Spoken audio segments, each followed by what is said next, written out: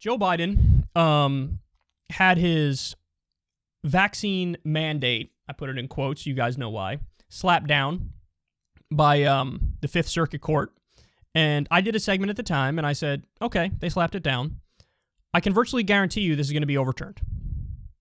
That when a higher court looks at it, they're going to say, wrong, this is allowed.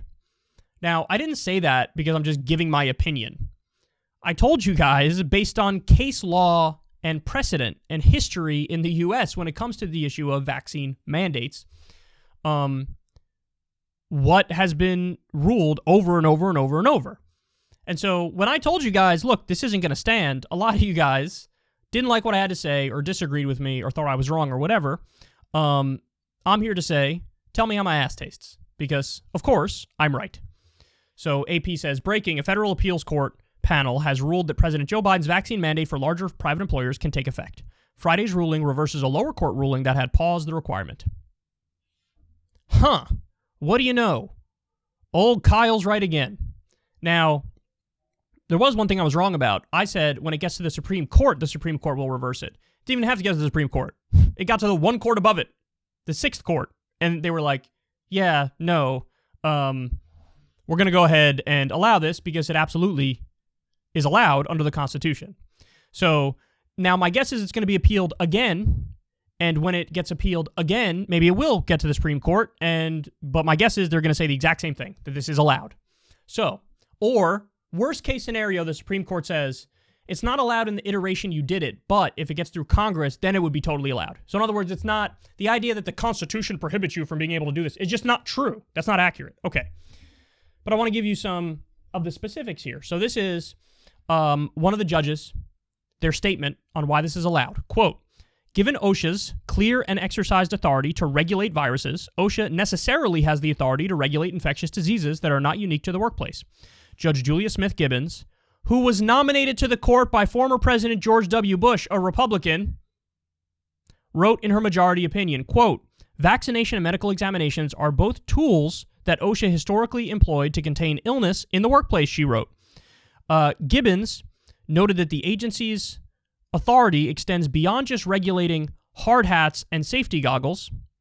She said, the vaccine requirement is not a novel expansion of OSHA's power. It is an existing application of authority to a novel and dangerous worldwide pandemic. By the way, that's exactly one of the points I made in my segment. I said, listen, is it tyranny? Is it authoritarianism to say, look, if you work in a construction business, you have to wear a helmet. You have to wear safety goggles. Here are the rules. You can't have child labor. You have to, certain number of hours off, certain number of hours on, because we need to make sure you're mentally sharp enough if you're dealing with, dangerous equipment or whatever. It is basic workplace regulation. So I made the comparison. Like, if you're willing to say, yes, hard hats are authoritarian and tyrannical, and seatbelts are authoritarian and tyrannical, then fine. Okay, you're consistent. Literally any little piece of market regulation is tyrannical. Well, the Supreme Court doesn't agree. Case law in the history of the U.S. doesn't agree, and most Americans don't agree with that. Like, there can be tiny little restrictions that are reasonable and are not abject tyranny. But it's funny how everybody gets so hyperbolic when we talk about this. Guys, in order to send your kid to school, they have to have like a laundry list of vaccines. And everybody seemed to be like, that's fine. But then all of a sudden with the COVID vaccine, now it's like, oh, whoa, you're really crossing a line here. So listen, let me be clear about my position, because I actually don't agree with them on the substance. My position is vaccine or test. So the Supreme Court, from 1905 until today, has consistently ruled hard vaccine mandates are okay.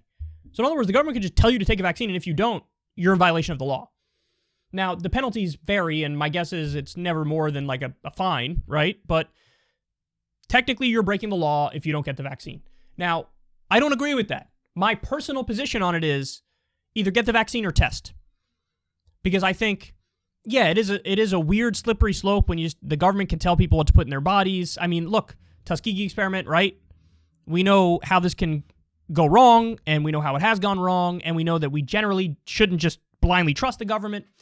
So I want to give people an out, but I also want to balance the health and well-being of the individual to protect their rights, also with the community and the collective well-being, which is a traditional left value. You need to balance both of these things. So thankfully, we have a way of doing that. Vaccinate or test. Vaccinate or test. You don't want to get the vaccine? Fine, but you're going to test. So that's my position on it. But let me be clear. The Constitution does not in any way, shape, or form say you can't actually have a hard vaccine mandate. You can. And the Supreme Court has ruled that over and over. We have case law in the U.S. and precedent that's ruled it over and over. And even George W. Bush appointed judges are saying it. And again, when it gets to the conservative Supreme Court, my guess is they'll either say, this is totally allowed as it is, or you can't do it through OSHA, but if Congress passes a law, then it can be done. So that's my guess. And I've been right to this point. I will probably be right again. And what I would say to everybody is you have to be intelligent enough to be able to separate out what is actually going to happen and what we think is going to happen and what case law shows versus what your own preference is. Because again, my preference is a little softer than the Supreme Court, but I think Biden's instinct is correct. Vaccinate or test is a good policy. Hard vaccine mandate, not a good policy. And by the way, final point, Jeremy Corbyn talked about this recently, and Jeremy Corbyn said, yeah, I think you should either get vaccinated or test. And it's funny because he got praise from the anti-mandate left when his position is the exact same as Joe Biden's. That's the same position, vaccinate or test. But for whatever reason, a lot of people just started pretending that Biden's vaccine mandate was a hard mandate when it's not. I would even go a touch further than Biden in that I don't care about businesses 100 people and over. I would say all businesses either vaccinate or test. So I'm a touch harder than Biden on that. But Jeremy Corbyn agrees with Biden. Somehow Corbyn got praise from the anti-mandate left, and Biden got scorn from the anti-mandate left when they had the same position, vaccinate or test. So it's all in the framing. Like, I think the reason why people were praising Corbyn is because the tweet that went out with the video said that he's against mandates. Well, okay, we could play the same thing. We could play the same game with Biden. He's against mandates. Because he didn't say you have to get a vaccine and that's it. He said vaccinate or test. So it's all in like how people were introduced to it. But I think that's stupid. Everybody needs to listen to the fucking details of it and then make your mind up. So, look, I think that I was right to this point. I'm going to be right again. And I'll reiterate what I said earlier. Tell me how my ass tastes.